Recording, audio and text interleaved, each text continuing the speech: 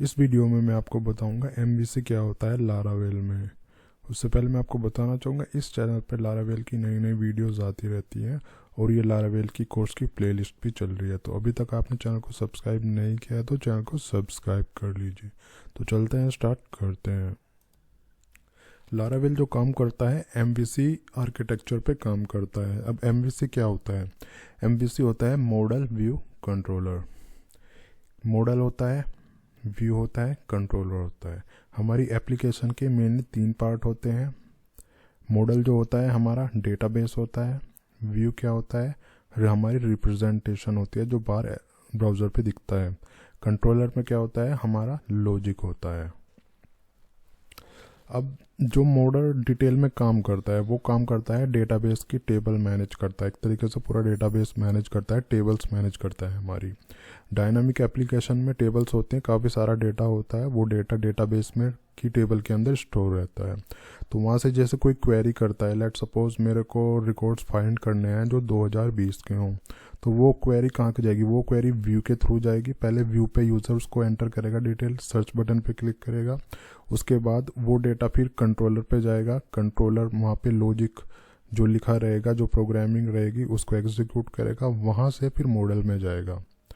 ठीक है, तो मॉडल से वो डेटाबेस उठ के आएगा, वो आएगा कंट्रोलर के पास। कंट्रोलर फिर उसको व्यू पे भेजेगा और व्यू से यूज़र उसको देख सकता है। ठीक है, तो इस तरीके से ये चीज़ें काम करती हैं। सबसे पहले जो हमारा एग्जीक्यूट होता है वो एक तरीके से व्यू ही होता है, क्योंकि यूज़र व्यू को देखेगा, उसके बाद जाएगा वो कंट्रोलर पे। कंट्रोल के बाद फिर अगर मॉडल की ज़रूरत है तो ठीक है, अदरवाइज़ वो फिर कंट्रोलर पे ही अपना लॉजिक जो उसका एग्जीक्यूट है वो कर देगा। ये मैं यूज़र के पॉइंट ऑफ व्यू से बता रहा हूँ, टेक्निकली कुछ और होता है, लेकिन ये जो मैं प्रोसेस बता रहा हूँ आपको यूज़र के पॉइंट ऑफ व्यू से बता रहा हूँ, क्योंकि सबसे पहले वही देखेगा कि ब्राउज़र पर क्या खुला हुआ है।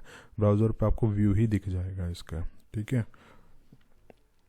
एमवीसी आर्किटेक्चर का बेनिफिट ये रहता है कि हमें सारी चीज़ें अलग अलग मिल जाती हैं, खिचड़ी इसमें नहीं पकती हैं, क्योंकि सारी चीज़ें अगर एक ही फाइल में डेटाबेस की कोडिंग भी रहेगी, डिज़ाइन की कोडिंग भी रहेगी, व्यू की कोडिंग भी रहेगी, और फिर लॉजिक बिजनेस जो लॉजिक है, जो प्रोग्रामिंग है वो भी रहेगा, तो इतना ईजिली उसको एक्सेस करना आसान नहीं होता है। ठीक है, ये चीज़ें सारी अलग अलग लारावेल में कर दी गई हैं।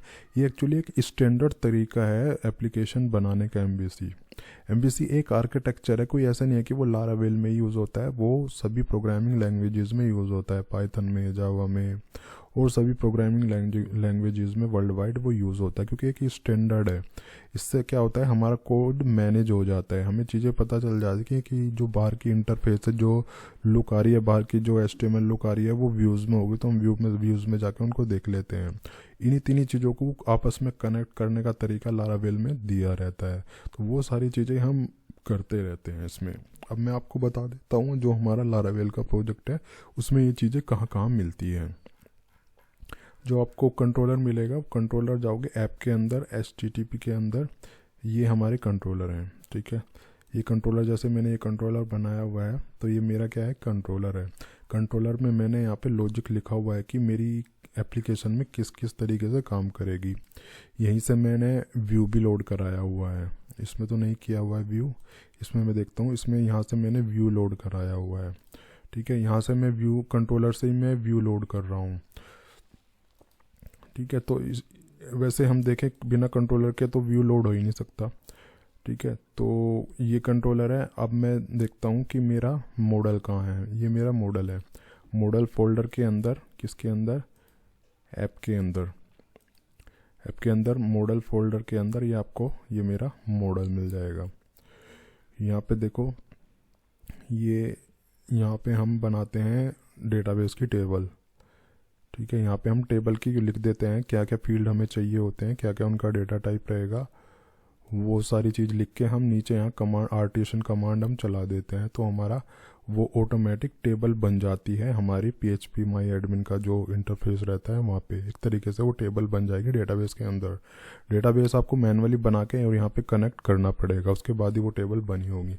लेकिन हम टेबल मैनुअली PHP जो MySQL रहता है वहाँ पे ना बना के यहाँ पे हम कोडिंग कर देते हैं, फिर एक कमांड एग्जीक्यूट करके वो टेबल बन जाती है। ठीक है, तो इस तरीके से ऐसा नहीं है कि आपको मतलब बार बार वो डेटा, जैसे कहीं आप एप्लीकेशन शिफ्ट कर रहे हो और मतलब उसका डेटाबेस भी ले जा रहे हो साथ में, ऐसा नहीं है। आप बिना डेटाबेस के भी एप्लीकेशन रन कर सकते हो, लेकिन वो फिर आपको जब आप प्रोजेक्ट इंस्टॉल करोगे वहाँ पे वो कमांड रन करनी पड़ेगी, सो दैट वो एप्लीकेशन से टेबल भी क्रिएट करा ले। वैसा नहीं है कि आपको पहले वहाँ पे मैनुअली जाकर टेबल बनानी पड़ेगी। तो सारी चीज़ें लारावेल में अवेलेबल हैं यहाँ पे प्रोग्रामिंग के थ्रू, टेबल वगैरह बनाना। ठीक है, ये मेरा मॉडल का पार्ट हुआ। अब मैं जाता हूँ व्यूज़ में। व्यूज़ मिलेगा मेरा रिसोर्सेज के अंदर, रिसोर्सेज के अंदर यहाँ पे जाके मेरा व्यू मिलेगा। व्यूज़ के अंदर ये सारे मेरी ब्लेड फाइल है, इनको हम ब्लेड फाइल बोलते हैं क्योंकि व्यू का जो फाइल रहेगा वो रहेगा जैसे about.blade.php। तो व्यूज़ की जो फाइल सेव होती हैं इस नाम से सेव होती हैं। जैसे मेरा ये एक ब्लेड फाइल है, तो ये देखो मैंने इसमें ये लिख के रखा है। जैसे होम का दिखा देता हूँ, तो हम इसमें HTML भी लिख सकते हैं और कोई भी कोडिंग हम इसमें कर सकते हैं, PHP की कोडिंग भी हम इसमें कर सकते हैं। ठीक है, ये बेसिक मैंने HTML का इसमें अभी फ़िलहाल लिया हुआ है। ठीक है, तो ये मेरा व्यू फाइल है। मॉडल और कंट्रोलर मैंने आपको बता ही दिया है। ठीक है, अब ये तीनों चीज़ कनेक्ट करने के लिए जो हमें एक चीज़ और होती है, इसमें राउट्स होते हैं।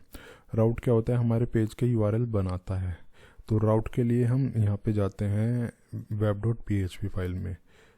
अब यहाँ पे देखो मैंने यहाँ पे एक व्यू भी बाउंड किया हुआ है। URL में ये डलेगा स्लैश जो उसका IP वगैरह होगा, और स्लैश ये एक तरीके से मैंने पेज बनाए हुए हैं।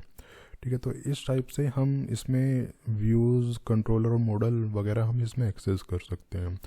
ठीक है, ये बेसिक इंट्रोडक्शन मैंने इसका बता दिया कि कैसे कैसे एप्लीकेशन हमारी इसमें काम करती है। तो ये मैंने आपको बता दिया है। ठीक है, वीडियो का लाइक है तो लाइक कर देना, और नीचे कमेंट करके ज़रूर बताइएगा नेक्स्ट वीडियो आपको किस टॉपिक पे चाहिए। ठीक है, तो चलते हैं।